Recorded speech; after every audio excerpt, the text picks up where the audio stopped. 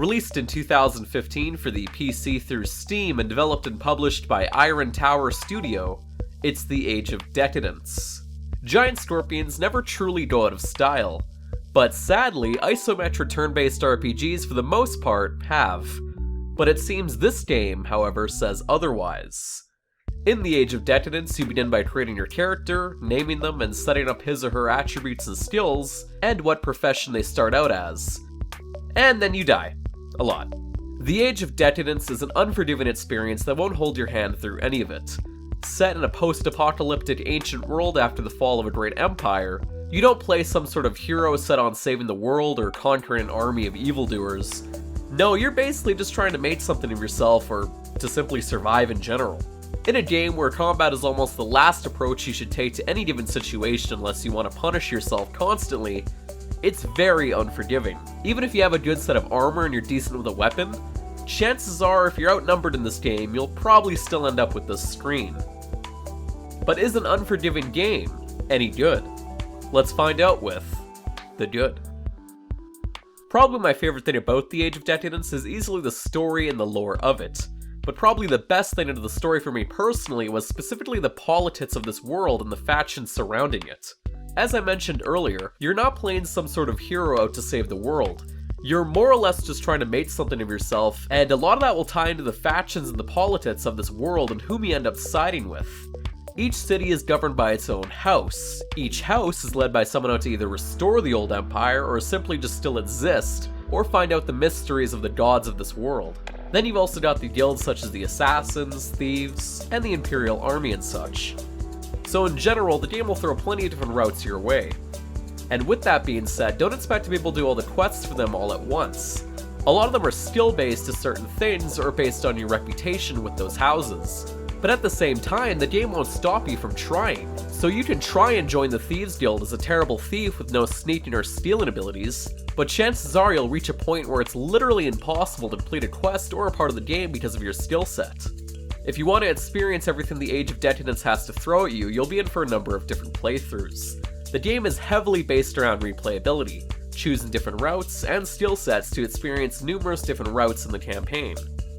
My next favorite thing about this game, also somewhat ties into the story a little bit, is the lack of a black and white morality system. You won't just have your typical save the puppy or eat the puppy style of morality choices, black and white. Honestly, this game will punish you at times for even trying to be a decent person. If you plan on playing this game like some sort of mythic hero, most of the time you'll simply be taken advantage of. As for the combat side of things and overall gameplay, as I've said, it's really more or less one of the options you want to avoid unless you're playing a character with the right skill set for it, and even then it's still very punishing at times. The game will throw plenty of moments your way where combat is seemingly impossible, but there are still ways to cheese your way through it, especially with alchemy. It will quickly become your best friend, and I highly recommend learning it if you decide to play a very combat-specific character. As for the soundtrack side of things and the overall sound of the game, the music is your typical kind of moody, medieval, dramatic music, and it's whatever and it's nothing too memorable.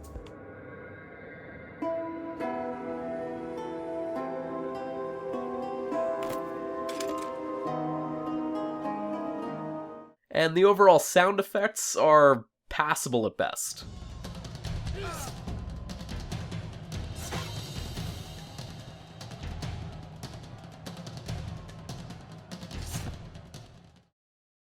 But now let's discuss what we'd all rather forget with the bad.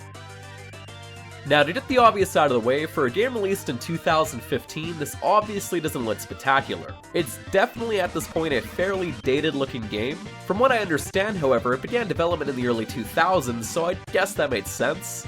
But it obviously doesn't excuse the fact. Everything from the textures, the character models, the limited character customization, and the animations, and overall, even the art style I personally didn't find all that interesting. It's your standard medieval / ancient empire sort of affair when it comes to the cities, and some of the ruins you'll find. The only standout thing to me were some of the temples you'll discover, but honestly, graphics aren't exactly a major selling point for me on video games, so this is all still very minor stuff in my opinion. So I just think about it like this. Now you can play your brand new isometric turn-based RPG released in 2015, and it'll even look familiar. As for the technical aspects, my biggest issue definitely lies in the stability of the game. Now for transparency, I'm not sure if it was my capture software or what, but I had a ton of crashing issues with the game personally. But during my 35 to roughly 40 hours or so I spent with it, other than the constant crashing, the game remained bug-free for me personally, so that's always a plus. Just make sure to quit save a ton if you plan on playing this. The only other issue I personally had with the Age of Decadence is an issue I've had with almost every other major turn-based isometric RPG, is simply the combat at times can really drag out a long time. Especially when it comes to large-scale combat with numerous people on screen. You basically move forward, and then the next 5 minutes is everyone else getting in position and moving forward, and then repeat.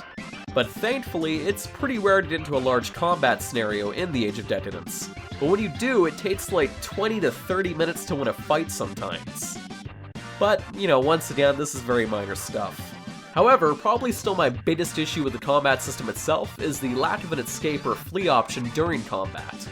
Unlike, let's say, Fallout for example, and you have a random encounter while traveling, you can simply escape combat or leave a combat scenario in most cases by more or less walking away to the edge of the area, or leaving whatever area or settlement you're in. In the Age of Decadence, however, you basically can't leave or escape combat. So you either die trying or hopefully win. But at times, the game will throw you into a combat situation out of nowhere that is almost impossible to win early on in the game, and you'll have no choice but to reload an older save. That or end up with one of these screens once again. But with all that out of the way, it's time I give the opinion. When all is said and done, the Age of Decadence is a game that knows the audience it's aiming and intended for. However, because of this, I feel like this game is definitely not for everyone. If you aren't a fan of isometric turn-based RPGs, this game won't exactly change your opinion on them, and graphically, it's not exactly stellar. But nonetheless, I still had a ton of fun once I got deeper into the game. Admittedly though, the barrier of entry for Age of Decadence is a big thick wall of death screens and walls of text.